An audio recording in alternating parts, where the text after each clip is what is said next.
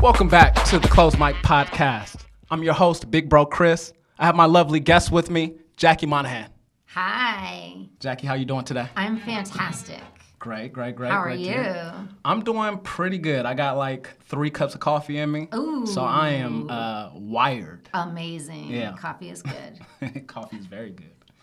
I wanted to have you on to the show because I've seen your work. It's wonderful. I was laughing my ass off last night watching your special.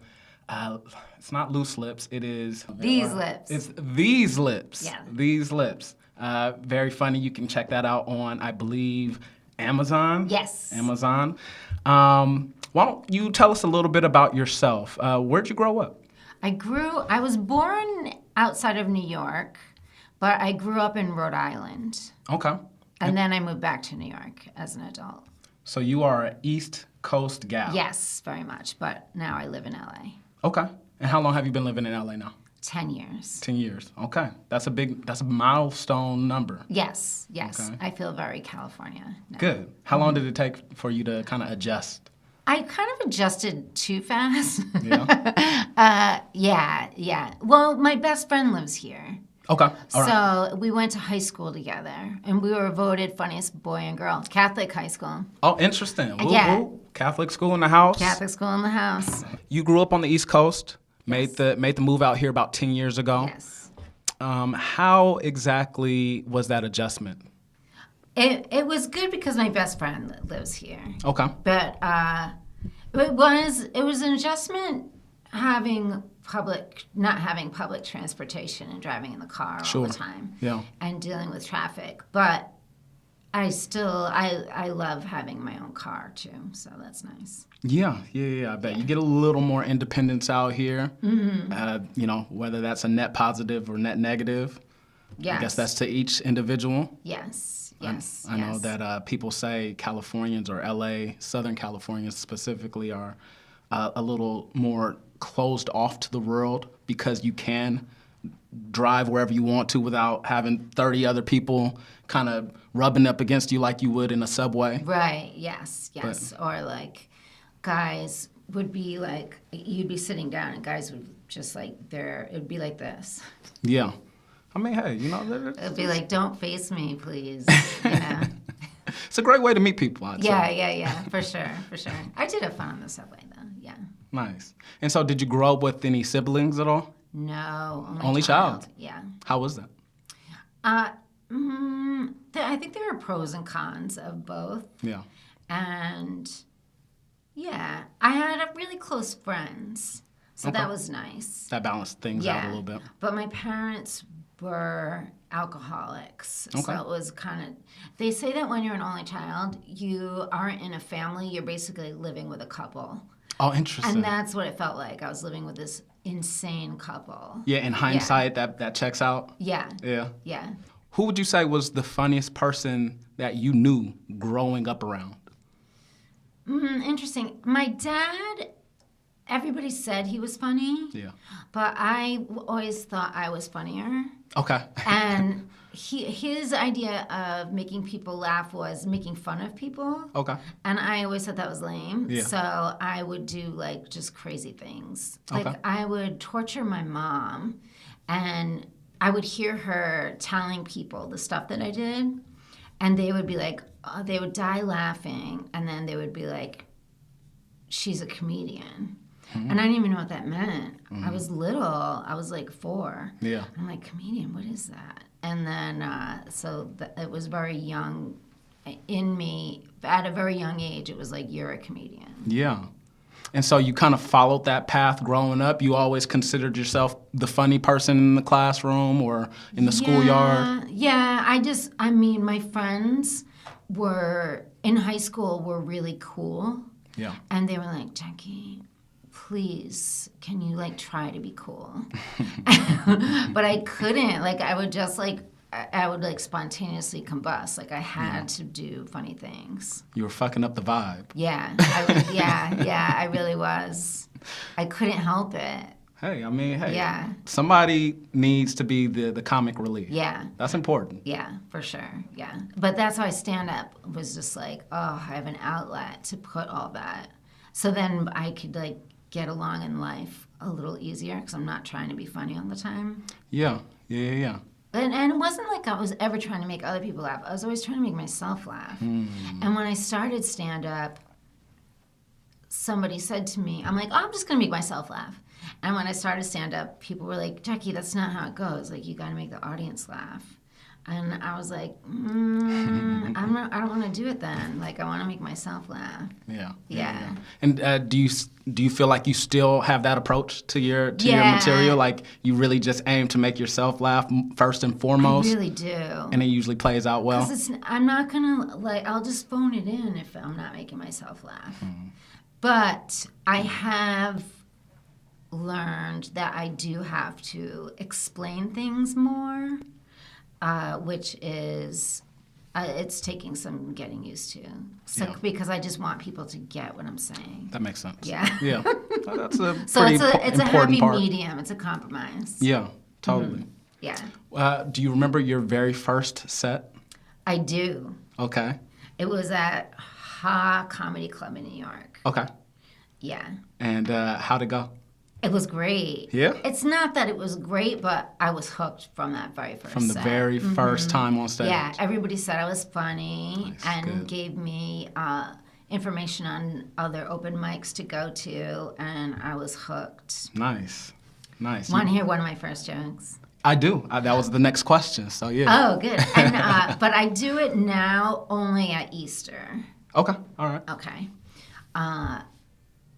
The Virgin Mary never got laid, but Jesus sure got nailed. That's pretty good. It's good, right? Yeah. Nice. What would you say inspires you the most comedically? Ooh, good question. I guess anything. I want things to wake up my mind. I want things to tickle my brain in different areas that weren't hit before. Like, my favorite comics when I was younger were like Dimitri Martin. I love him. Yeah, and Mitch Hedberg. Love and him. Stephen Wright and Emo Phillips. I just loved, and Julie Tenuta. I loved how they just touched a part of my brain that wasn't touched. Yeah. And those type of comics are like a gem. Yeah. Yeah, it's kind of like Dr. Seuss too. Like Dr. Seuss tried to get his books published. He went to 1,000 publishers, and he was about to throw everything away. And then a publisher decided to publish him. And like, because when you do something so outrageous, it takes a special person, and people aren't ready to just like jump on board right away. You played a very interesting historical figure in a movie called Wild Nights with Emily. You were playing Lavinia Dickinson, Emily Dickinson's sister. Yes. And I ask that question now because people who, while they were here on Earth publishing their works, weren't really appreciated as much as, after they were gone. And so tell us a little bit about playing that character and I guess explaining who she is, because before looking up your bio, I actually didn't know who she was myself. Right. She's Emily Dickinson's sister, and Emily Dickinson was played by Molly Shannon. Yes, I love her. Who was, and is, I'm just like, I couldn't believe I got to work with her. It must have been amazing. Yeah, it really is a dream come true. And they say not to meet your heroes, they'll disappoint you. And she is above and beyond better. I love to hear that. I love to hear that. She's amazing. Nice. And, okay, so Lavinia is Emily Dickinson's sister who helped get her published. Right. And, yeah. Was this posthumously that she was published? She was published. She had, I think, 2 poems published prior to her death, but her main publication came out after she was dead. That's so interesting. What was it exactly that was stopping people of that time from publishing her works? Exactly. It was too outrageous. She did things, she didn't title her poems, and she had her own unique way of doing it. And and they mostly wanted to publish men. What role did Lavinia play in publishing or helping to get Emily Dickinson's works published? She actually paid to get her work published. Oh. Like, that's Wow. how crazy it was. Wow. Yeah.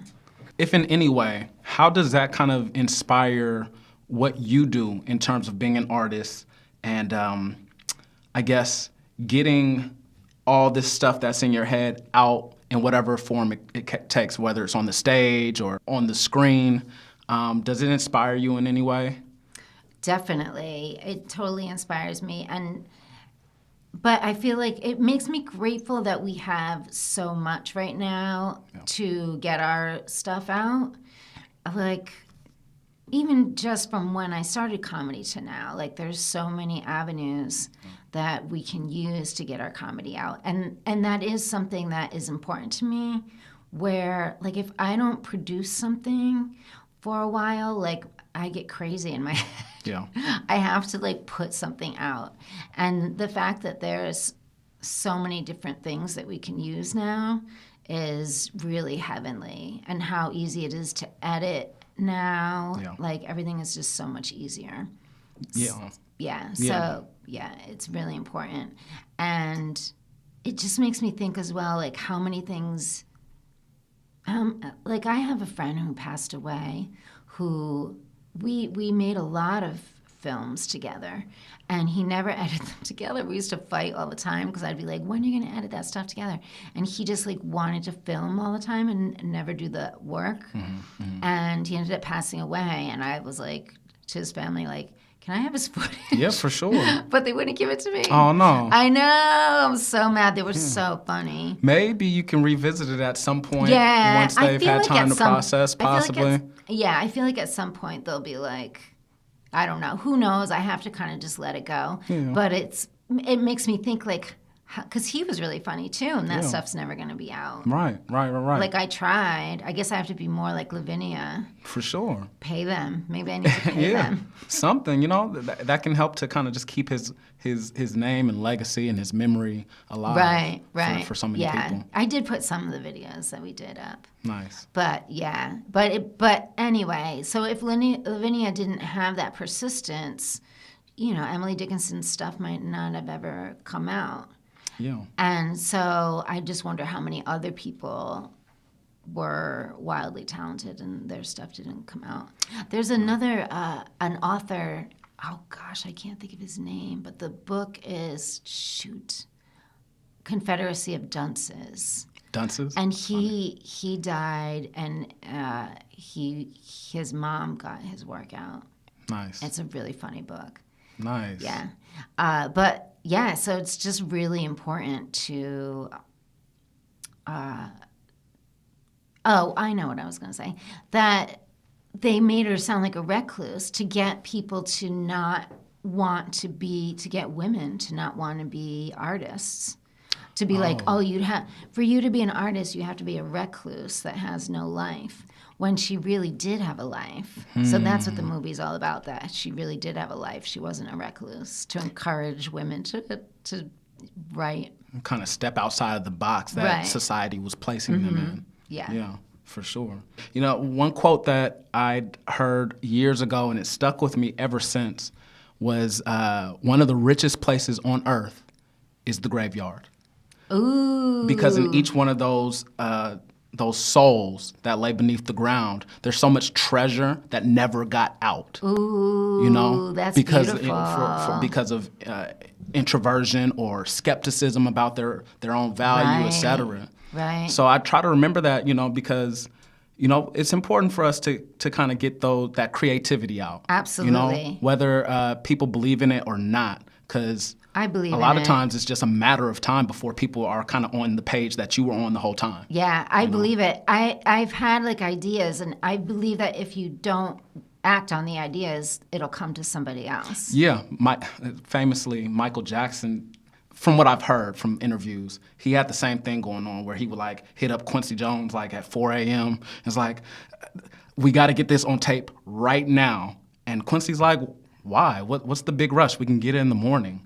And he had this fear, like, no, now that it's in the ether, Oh, wow. Somebody else is going to grab it. Because I've thought of it, if I don't capture it now, somebody else is going to get it. Yeah, right. Yeah. You know, whether that. I love that. Yeah, you know, I'm sure there's some type of validity to all that. Yeah. You know. There's a TED Talk by Elizabeth Gilbert who wrote Eat, Pray, Love. Okay. And she talks about, you know, when you have that inspiration to like run with the pen to write it down because you could lose it. Yeah. Whoever's been over to my place, you'll notice that I have a pen in every single room with like just random pieces of scratch paper like next to it. Right. Because I don't ever want to be without the tools to just get it down on paper. Right, right. Yeah, I sleep with a notebook and a pen. Yeah, that's important. Yeah. Yeah, because I mean, especially if you have a bad memory, those things are in and out. I try to catch my dreams too. Yeah. Yeah. I love dreams. It always puts me in a state of wonder of like, what's really going on in the deeper significance of these dreams? Right. Is that like another realm that like actually exists? And, you know, cutting off the conscious mind just allows you to travel there. Yeah. You know? Yeah. Because I have reoccurring locations. It's not the same action taking place in the dream, but the location is the exact same. Oh, wow. So it makes me believe like this is like another world that might actually exist. I love that idea. Yeah. I find I am happier in the day when I catch my dream. Yeah. Because I know why I'm feeling a certain way. Your subconscious talking to you. Yeah, for sure. Nice. Well, we're going to go to another segment. Uh-oh. This is a new segment, so Okay. I'm really excited to experiment and try it out. Okay. I forgot how to say the name already. We're going to put you through a Rorschach test. Okay. Are you ready? I'm ready. First up, what do you think of this image? It looks like a rabbit with wings. A rabbit with wings. You see a rabbit in there? Yeah. Okay. A rabbit that's flying. Okay. All right. Yeah. What about this one? That I see a fox. A fox. Me and animals. Okay. Foxes mean anything to you in the conscious? Maybe. Oh, I have a movie, The Foxy Merkins. Oh, nice. Okay. All right. That's coming up in this image here. Maybe. What about this one? Ooh, that I see a skeleton. Skeleton. Mm-hmm. All right. Okay. And this one? That I see two people. What are they doing? They're talking to each other.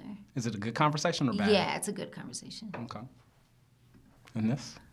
That I see Wile E. Coyote. Oh, I see that too. I see that too. Oh, that I see a soft-shell crab. Okay. I see that too. We're on the same page. What about this? That reminds me of a suit in, it looks like a playing card. Oh, okay. I see that.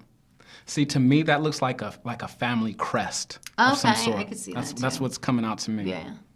We're both crests, right? We're both, the cards are like a crest. Oh, too. yeah, you're right. Yeah. Yeah. Never thought about that. I like this one the most. What do you see? That is pretty. What do I see? Wow. I see a campfire. Oh. Ooh.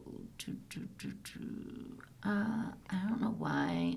I feel like I see three people with their shoes in the air.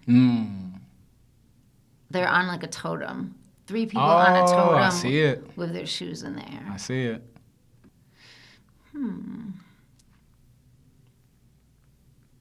That I see two people praying. And last but not least? I see a snow angel. Okay. Somebody making a snow angel. Did you used to make snow angels when you were growing up? I did. Yeah. Yeah. Nice. I've never had the opportunity. You've never to. done it. You know, I'm from Northern California. I guess in maybe Tahoe there was snow, but not in the Bay. Right. Well, that wraps up our Rorschach test. I wish I had like a psychologist here, or at least some psychology background of my own to diagnose what it is about your brain that sees these images and what significance they have. But, I'll get somebody to go over this later, maybe. Oh, good. And I'll send the results to you. It's interesting that I saw a lot of animals. Yeah, you did. I'm very animal based in terms of like what I have an affinity towards, and I imagine a lot of people are, but I often like fantasize about being like a dolphin or something like that. Even though I can't swim, so that's strange. But they just seem so. Dolphins and squirrels seem to be having like the best lives. Time. Yeah, for sure. They're just playing. Yeah. Playing with their friends. Squirrels get away with a lot. They do. Dolphins get away with a lot too. They do. Yeah. They do. I think I've heard a bit where you talk about dolphins getting away with That's something. what I was going to When you're on stage, do you ever interact with the audience? Do you do crowd work? Is that something you like to lean on? I don't do it that much, but when I do it, I have fun doing it. Yeah. Yeah. One time I did a joke about dogs, and I asked if anybody in the audience had a dog, and nobody did. And then I was like, no, none of you. Somebody said their dog died, and I was like, how many of you have a dog that died? And everybody had a dog that died. For sure. And I can't think of what it was right now, but we had like a moment together that was like beautiful about the dogs, but it was really funny, but I can't remember. You guys had some collective healing take place? Yeah. They say that's one of the best tools to lean on in times of grief is humor. For sure. I know a lot of people in the world of comedy, they use it in their personal lives, I think. I've heard that across the board from people. Comedy can be healing or deflective, where deflective is good if you're feeling pain and you don't know how to get rid of it. Yeah. But it's good to feel your pain. For sure. So it's better for it to be healing than deflective. Yeah. So there's a difference. And it's interesting because that's what my dad did, all deflective comedy. But I do healing comedy. There it is. So do you feel like most of your material to this day is more, I know you said early on, a lot of your comedy came from kind of just being a goofball, if I can paraphrase. Right. And maybe kind of drawing more attention to yourself, maybe through self-deprecation or whatnot. Do you feel like you can kind of talk about others now, or do you still feel more comfortable being more reflective on yourself and your material? I actually don't do self-deprecating comedy. I'm really bad at it. Okay. That's what I'm the worst at, is self-deprecating comedy. Yeah. But maybe I do some, but I don't think so. It might behoove me to do more. Maybe. I mean, but I don't like making fun of other people unless it's somebody in power who's hurting people. Yeah, for then sure. I like to just it's like subversive comedy to get people to laugh but learn at the same time. Yeah, we'll talk about this later on, where I get your thoughts on, who are the top comics of all time. But for me personally, I have to say each and every single time George Carlin, because he did the same thing in terms of like, he was making you laugh, but he was also making you think. You walked out of that show thinking about the world a lot different than you did coming into it. Right, yeah, he was a teacher for sure. Absolutely. And I think that a lot of comedians want to do that. But there's a difference that people get into comedy for all different reasons, but the best comics are the ones that really want to get people to think. Yeah. And because a lot of people hold on to, like, there's two different sides to everything, and some people need to change their perspective, but they don't know how. Yeah. And being told to change your perspective doesn't help, but learning through laughter, that helps you change your perspective. Yeah, I mean, just thinking about when I was a kid, like, I never wanted to learn, not intentionally. Right. That just wasn't me, and I imagine it wasn't a lot of kids growing up. But if you can kind of not mask it, but give it a different form, just to deliver it differently, that makes all the difference in the world. Absolutely. Yeah. Right. Yeah, that's why comedy's powerful. It is. Absolutely. But it's also great for just forgetting your troubles. Yeah, I agree. I agree. On that, you mentioned that you have a job where you actually teach a certain group of people how to do stand-up comedy. Is that correct? I do teach comedy, but to anybody. But I actually have to like enjoy. I have to like vibe with them to do it, because otherwise it's too hard. Yeah. But I haven't come across anybody that I didn't want to work with yet. Nice. But I also teach it at rehabs where people are getting sober. Nice. So I blend recovery with stand-up and some improv. Yeah. And do people really gravitate towards it who are going through such a tough time in their lives? I feel like I have a very... a friend said this about me, that I'm very non-judgmental. So I feel like I give a like relaxing environment, but they're with their other people that are in the rehab together, but they're pretty much always bonded together because they're going through this together. So it's a really magical, for lack of a better word, environment. And people that would never attempt stand-up are doing it. Yeah. And I think it's funny that they get by like, oh, I went to rehab and I learned stand-up. Yeah. Like, how does that happen? And how it happened was I also take people running at rehabs. And I love running. Yeah, me too. Yeah. And the people who ran the rehab loved my attitude, and they asked me to facilitate the stand-up group, and it's called Find Your Joy. It's a Find Your Joy group. Nice. So, they're learning so much at the rehab, and they're, when you get sober, you're losing your best friend. You're losing what you ran to when nothing else was there. So it's a very hard time. So to be able to bring laughter and like when I teach stand-up, I'm like, you're welcome, because you're never going to have a bad day. Your worst day is your best joke. So you never have a bad day again. So I love bringing that to the people in the rehabs. Yeah. And it's just pure joy the whole time I'm there, because they have the best stories. Yeah. And it's so healing. Yeah, it's really beautiful experience. Like when I leave there, I'm just like, I can't believe I get to do this.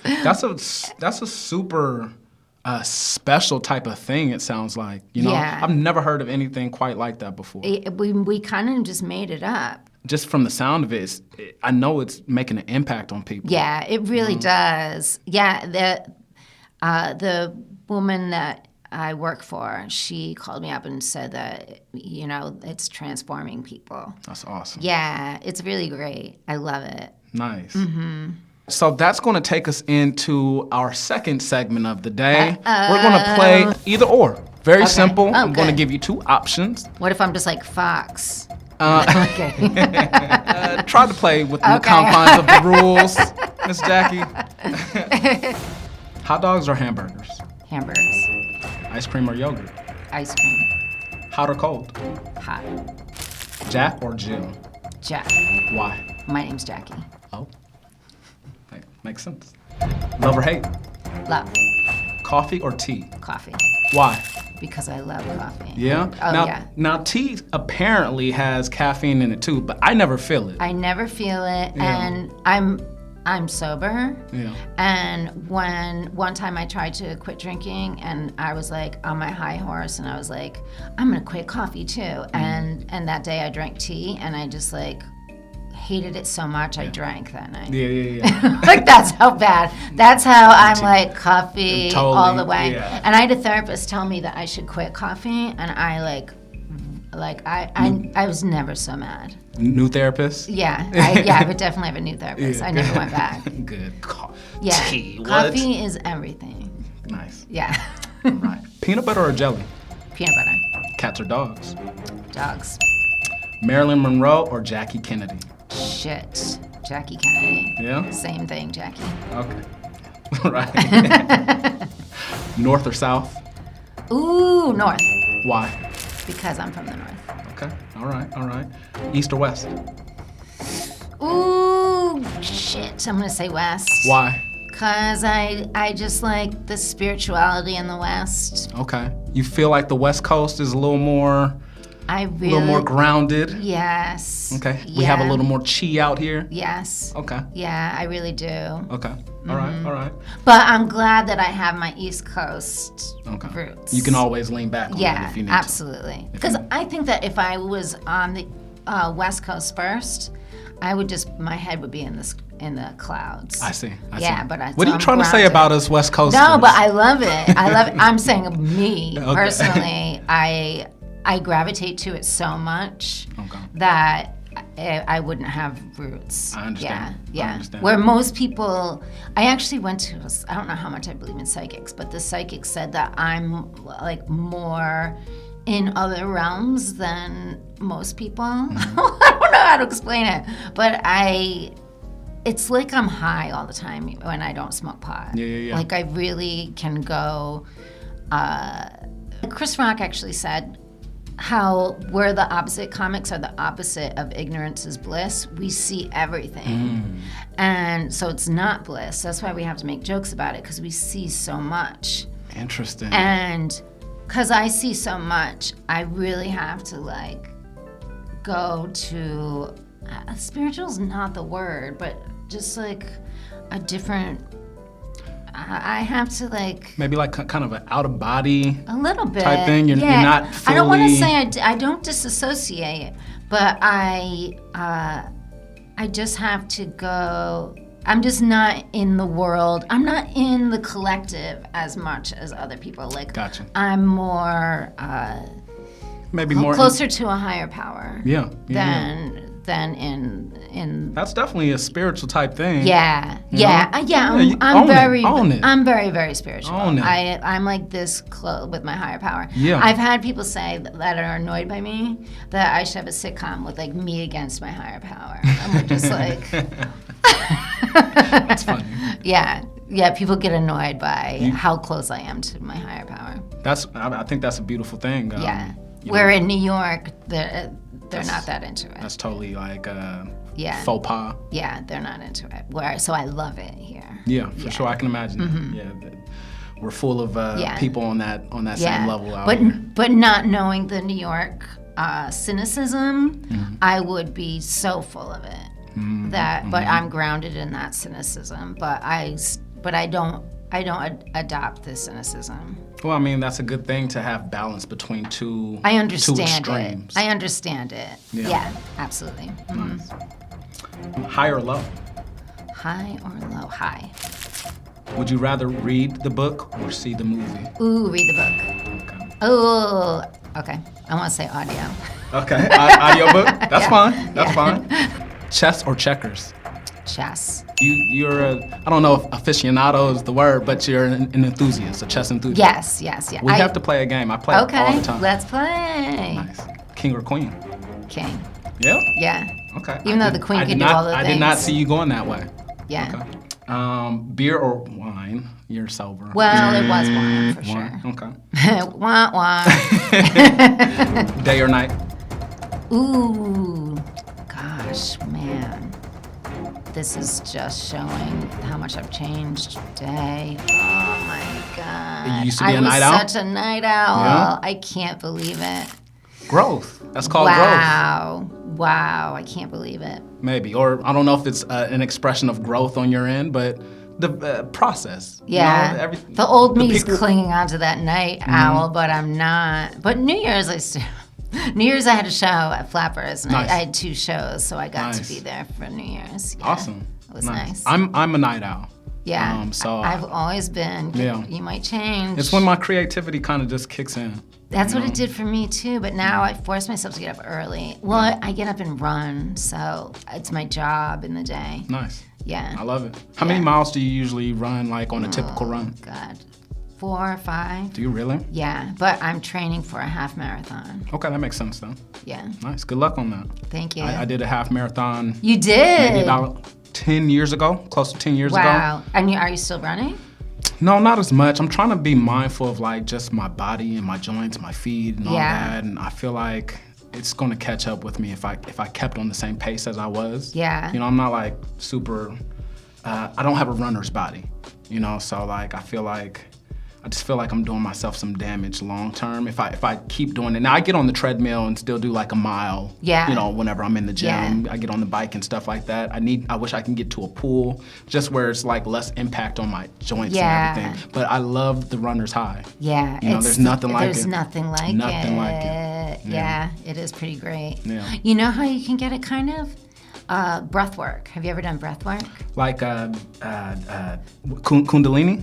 Yeah, Kundalini, they do some breath stuff, but breath work, I mean, I've done every drug. And breath work's better than any drug. Like you do it for 45 minutes, this like repetitive breath work, and you just feel great and you're high. How long does it take to kind of to start get going? Probably like 20 minutes in. Okay. But there's a guide. I have a great woman. I'll introduce you to her. Please do. Yeah, it's so unbelievable. I want to like combine with her and do my Find Your Joy thing together.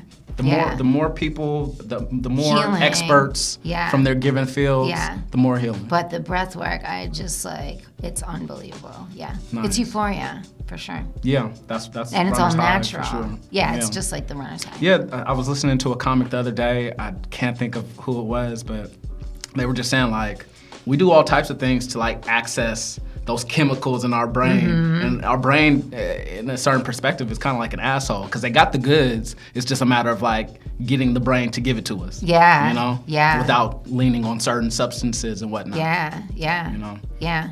It's funny, my I don't want to say best jokes, but my darkest jokes just come to me. I don't write them down. Like, I don't feel like they're from me. But the jokes that I, like when I want to, like, teach something and write a joke about it, like those are things that I sit and write. But also I write with other people and we write nonstop, so stuff comes out that way.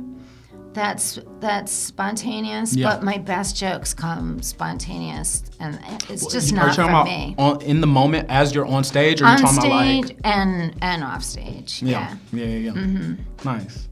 The best place is in between awake and asleep. Like when you're trying to come out of your slumber? Yeah. Yeah. When I have a really good show, before I go to it, I take like a little nap and like sit there with my set because I'll come up with like other stuff in between it. Okay, last either or, but not least. Wonder Woman or Xena Warrior Princess? Oh shit, Wonder Woman. Yeah? Really? I thought you were going to go in the other direction with that. I saw that you were on a panel at some point. I don't know what the event was, but I think Lexicon. So is that what it was called? Yeah. And you were discussing Xena Warrior. Lexicon, sorry. I was discussing Xena. I like them both. Okay. But Wonder Woman, I think I've liked since I was really little. Okay. So she had your heart first. Yeah. But Xena's great too, for sure. Yeah, I was on a panel. Were you a big fan of Xena? Yes. Yeah, it might have been my little prepubescent mind at the time, but the relationship between her and Gabriella, that really had me like... It had me like that too. Yeah. Man, that was great. Yeah. That war cry. Yeah.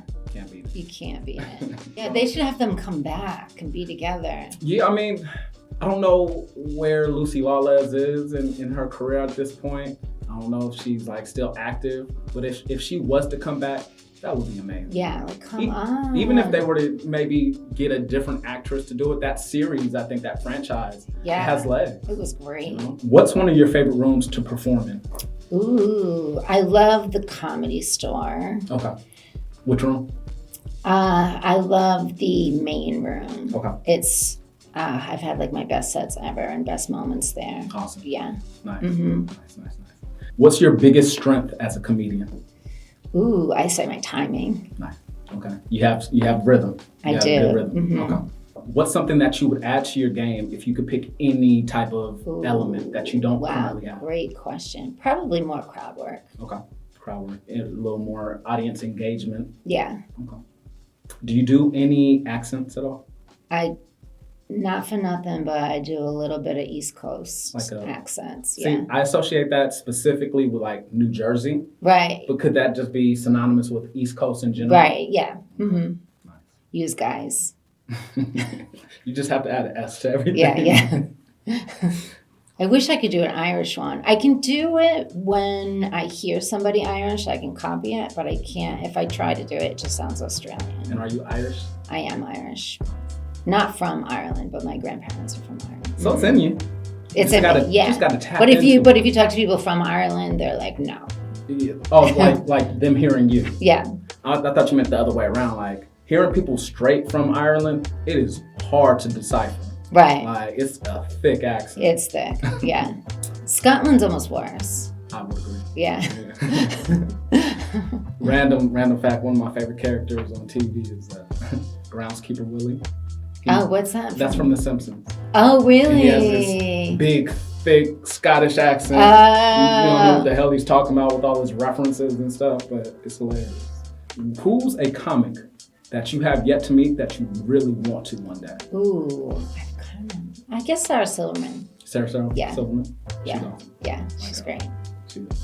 On the heels of the Cat Williams Scorched Earth interview that took place last week, are you aware of all that at all? Not really, boo. So Cat Williams was interviewed where he went scorched earth on like everybody in the industry. Wow. It's worth checking out. Okay. I would recommend it. All right. But in it, he kind of exposed a lot of